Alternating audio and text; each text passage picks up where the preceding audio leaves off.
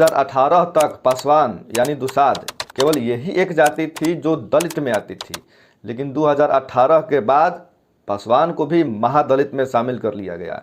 वर्तमान में स्थिति यह है कि महादलित में सभी जातियां हैं और दलित कोई नहीं है। अंसारी, जुलाहा, मंसूरी, इटरीसी, डफाली, धोबी, नालबंद आदि जो मुसलमान की जातियां हैं, इन्हें ओबीसी में रखा गया है और ये लोग ओबीसी आरक्षण का लाभ लेते हैं। बिहार के 14.5% यादव समूह लालू प्रसाद और उनके परिवार के लिए हमेशा चट्टान की तरह खड़ा रहता है। साथियों, जय हिंद। आइए शुरू करते हैं पॉलिटिक्सपुर की जर्नी। बिहार की राजनीति को जाति और जातिगत समीकरण की विवेचना किए बिना नहीं समझा जा सकता है और इस समझ को और मजबूत करता है, इस जातिगत समीकरण को और मजबूत करता है बिहार में जातियों को दिया गया आरक्षण। बिहार के होने वाले सभी चुनावों में जाति एक बहुत बड़ी भूमिका निभाता है। यह बारीक जातिगत संतुलन ही है जो सभी चुनावों में किसी भी पार्टी या गठबंधन के लिए जीत या हार सुनिश्चित करता है। बिहार में जातीय जनगणना का परिणाम आने के बाद नए नए जातिगत समीकरण प्रस्तुत होंगे। सभी जातियां जिनके सामने नए नए आंकड़े आएंगे अपनी अपनी भागीदारी राजनीति में सुनिश्चित करने के लिए मांग करेगी। जनगणना के परिणाम आने के बाद हो सकता है कि वर्तमान में जो जातिगत समीकरण है वो ध्वस्त हों और नए नए समीकरण का इजाद होना तो तय है। जातिगत जनगणना के परिणाम जो आएंगे वो तो देखना दिलचस्प ही होगा, लेकिन अभी हम देख लेते हैं कि कौन जात कितने पानी में है, कौन जात की राजनीतिक पकड़ मजबूत है और कौन जात की राजनीतिक पकड़ कमज़ोर है। बिहार की राजनीति को ठीक से समझने के लिए बिहार की कुल जनसंख्या में जातिगत समूहों की भागीदारी को ठीक से समझना होगा। हालांकि केंद्र स्तर पर तो केवल ओबीसी है, लेकिन बिहार में राज्य स्तर पर ओबीसी में भी ईबीसी है। ओबीसी और ईबीसी दोनों मिलाकर 52% है। ओबीसी 26% और ईबीसी 26%। इस ओबीसी समूह में 14.5% यादव है, 4% कुर्मी है, 5% कोयरी कुशवाहा है और 2.5% प्रगतिशील व्यावसायिक समूह जिसमें मारवाड़ी, अग्रवाल, गुप्ता, सर्राफ और जायसवाल इत्यादि आते हैं।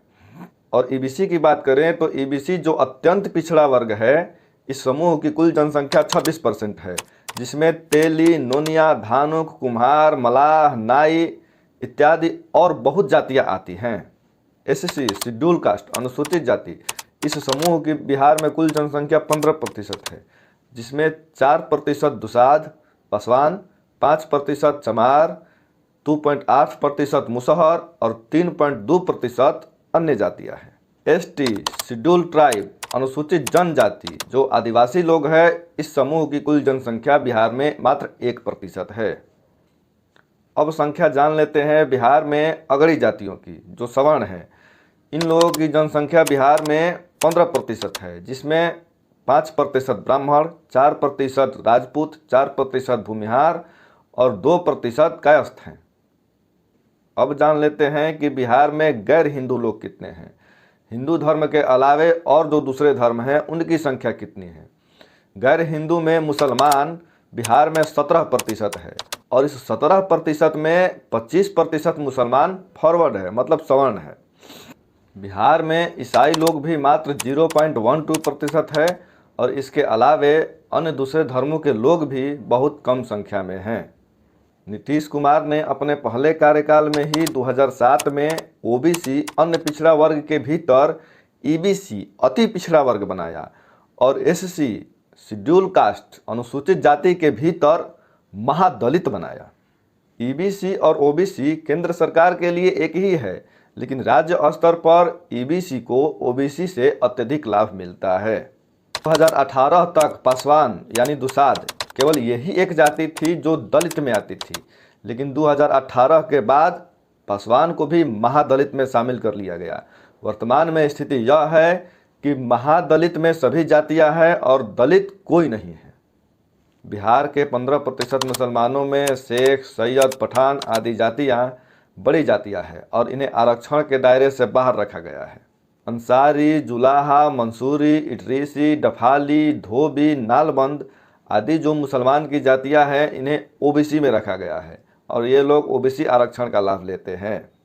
बिहार में कुर्मी, कोयरी, कुशवाहा इन जातियों के लिए एक नया शब्द लव कुश उछाला गया है और इन लव कुश जातियों का वोट शेयर लगभग 9% है और ये 9% लोग करीब करीब नीतीश कुमार के ही साथ खड़े रहते हैं। हालांकि उपेंद्र कुशवाहा खुद को कुशवाहा समाज के नेता के रूप में स्थापित करने की असफल कोशिश कर रहे हैं, लेकिन कुशवाहा समाज भी उपेंद्र कुशवाहा का साथ न देकर अधिकतर नीतीश कुमार के ही साथ रहता है। उपेंद्र कुशवाहा के लवकुश वोट बैंक में सेंध लगाने के कारण नीतीश कुमार और इनमें हमेशा खटपटी चलती रहती है। बिहार के 14.5% यादव समूह लालू प्रसाद और उनके परिवार के लिए हमेशा चट्टान की तरह खड़ा रहता है। बिहार में पासवान लोग मोटा मोटे तौर पर चिराग पासवान के साथ खड़ा रहते हैं, मल्लाह लोग मोटा मोटे तौर पर मुकेश सहनी के साथ खड़ा रहते हैं, मुसहर लोगों के नेता जीतन राम मांझी हैं, सुशील मोदी और संजय जायसवाल बिहार में वैश्य समुदाय के प्रमुख नेता हैं। अब चर्चा कर लेते हैं मुख्यमंत्री नीतीश कुमार द्वारा ओबीसी से ईबीसी बनाए गए जातियों की, इनकी स्थिति क्या है। श्री कर्पूरी ठाकुर ईबीसी से आते थे, लेकिन इस ईबीसी नेता के बाद बिहार में ईबीसी का कोई अन्य नेता राजनीति में कोई खास मुकाम हासिल नहीं कर पाया है।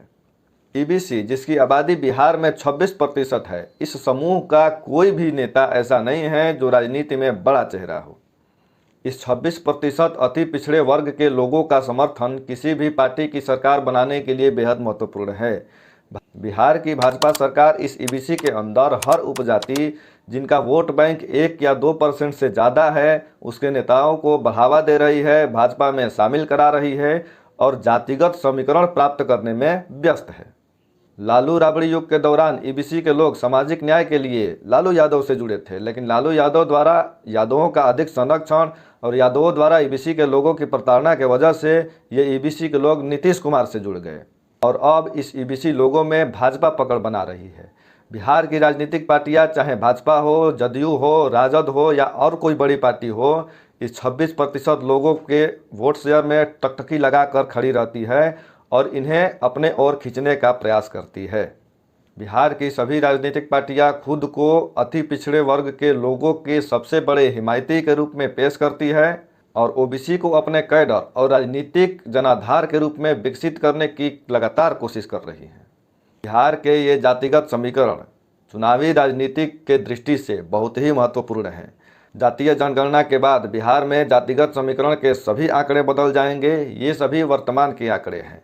आप इन जातिगत समीकरणों को कैसे देखते हैं, हमें कमेंट करके बताएं। अगर ये वीडियो आपको अच्छा लगे तो लाइक करें, शेयर करें और चैनल को सब्सक्राइब करें। मिलते हैं किसी अगले वीडियो में। नमस्कार, जय हिंद।